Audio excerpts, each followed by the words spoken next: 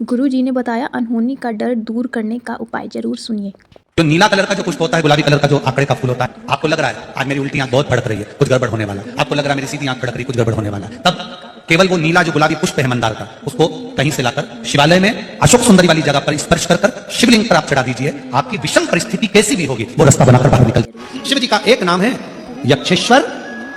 ये वो नाम है जिस व्यक्ति का सुबह उठते से ही सिर में, भुकुटी में, कान के पास से लेकर आधे माथे में जिसका दर्द बना रहता है, 7 दुर्गा, और उस 7 दुर्गा को जो ये समझ लेना जरा, जिसका आधा से दुखता हो, पूरा से दुखता हो, नेत्र में भुकुटियां दुखती हो, सुबह से लेकर रात तक घबराहट उत्पन्न होती हो, बेचैनी होती हो और बहुत ज्यादा तकलीफ में चक्कर जैसा बना रहता है, उसके लिए यक्षेश्वर महादेव की आराधना का स्मरण करिए। ये शिवलिंग है, जलाधारी है, यहां से पानी बहता है। 7 दुर्गा 7 स्थानों पर जलाधारी पर रख दीजिए। 7 स्थान, 7 स्थान पर जल चढ़ाना प्रारंभ करो। जो 1 लोटा जल आप लेकर गए हो 7 स्थान पर चढ़ाइए। उसके बाद में बचा हुआ जल शिवलिंग पर चढ़ा दीजिए। यक्षेश्वर महादेव का नाम लेकर एक एक दुर्गा को उठाकर रख लीजिए। यक्षेश्वर महादेव का नाम, वो दुर्गा वापिस लेकर आ जाओ। 7 दिन तक सुबह सुबह बिना कुछ खाए उस एक एक दुर्गा को यक्षेश्वर महादेव का नाम लेकर चबा चबा कर खाना प्रारंभ करो। 7 दिन को जाने दो, 2 दिन के अंदर ही जिसका भी सुबह से लेकर रात तक सिर में दर्द रहता है वो धीरे धीरे धीरे धीरे बंद होना प्रारंभ हो जाएगा और शरीर में जो भी तकलीफें हैं वो रोग धीरे धीरे समाप्त हो। यक्षेश्वर। और मान लो शरीर में कोई गांठ आ गई, कोई गठान शरीर के अंदर आ गई, वो गल नहीं गई, या रजोधर्म से जुड़ी हुई कोई प्रॉब्लम खड़ी हो जाती है।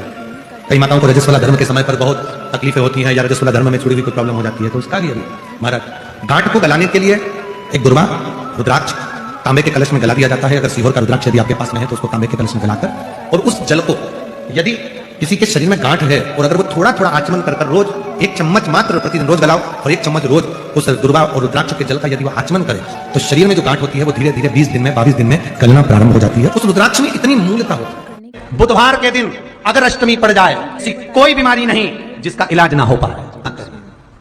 हरा मूंग की कटोरी भर लो, गुड़ की 1 बाटी उस पर रखो, 5 बेलपत्र रख लो, और जिस व्यक्ति को बहुत भारी बीमारी है, कैंसर जैसा रोग भी है, किडनी, लीवर जो भी उसके खराब हो रहे हैं, कोई तकलीफ है, 21 बार शरीर पर से उतार कर महाराज सीधे हाथ में रखकर नाम गोत्र खुद का बोलकर और भगवान से गणेश जी से विनती कर कर अष्टमी तिथि के दिन, बुधवार के दिन जो भी आ रही है उसको गणेश जी के मंदिर में पहुंचा। बहुत चिंता व्याप रही है, बहुत चिंता में ग्रसित है।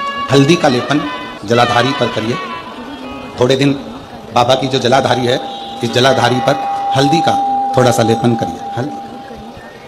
और हल्दी का लेपन कर कर जिस पात्र से शिव जी को जल चढ़ाओगी उसी पात्र पर अपनी 3 उंगलियों का स्पर्श हल्दी का कर कर फिर बाबा को कुंदकेश्वर महादेव के नाम से जल चढ़ाना प्रारंभ करें। जो हल्दी का लेपन आपने जलाधारी पर करा है उसी जलाधारी की 1 उंगली कलश पर लगाकर लेकर आओ। घर के अंदर जब प्रवेश करो या व्यापार में प्रवेश करो तो जो कलश पर हल्दी लगाकर लाए हो वही दरवाजे के ऊपर थोड़ी सी मात्रा में कुंदकेश्वर महादेव के नाम से लगाना प्रारंभ कर दो। कैसी भी चिंता हो 7 से 8 दिन में वो चिंता समाप्त होगी ही हो, टेंशन खत्म होगा ही। कौन से महादेव का नाम लेना है? जम के बोलो, जरा आवाज आना चाहिए। कुंदकेश्वर महादेव। कमेंट में हर हर महादेव जरूर लिखें।